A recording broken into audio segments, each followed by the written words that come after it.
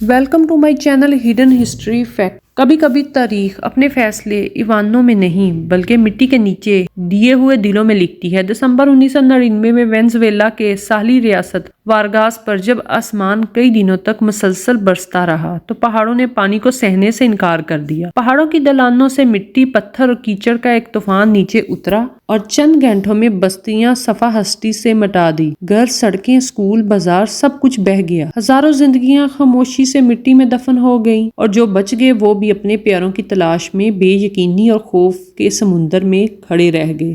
امدادی کارکن جب ملبے میں دیے ہوئے لوگوں کو نکال رہے تھے تو انہیں ایک باپ ملا جو اپنی 2 کمسن بیٹیوں کے ساتھ کیچڑ میں پھنسا ہوا تھا۔ اس کا چہرہ مٹی سے اٹا ہوا تھا، آنکھوں میں ایک بے بسی اور محبت کی شدت ایک ساتھ جھلک رہی تھی۔ جب ریسکیو اہلکاروں نے اسے باہر نکالنے کی کوشش کی تو اس نے کمزور مگر پرعزم آواز میں کہا، "don't pull me out, my daughter are holding my hand".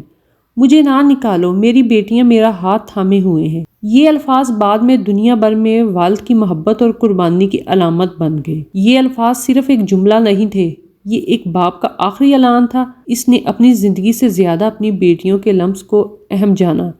وہ جانتا تھا کہ شاید اس کی بچیاں اس دنیا میں واپس نہ آئیں، مگر ان کے ہاتھ چھوڑ دینا اس کے لیے سانس چھوڑ دینے سے بھی زیادہ کربناک تھا۔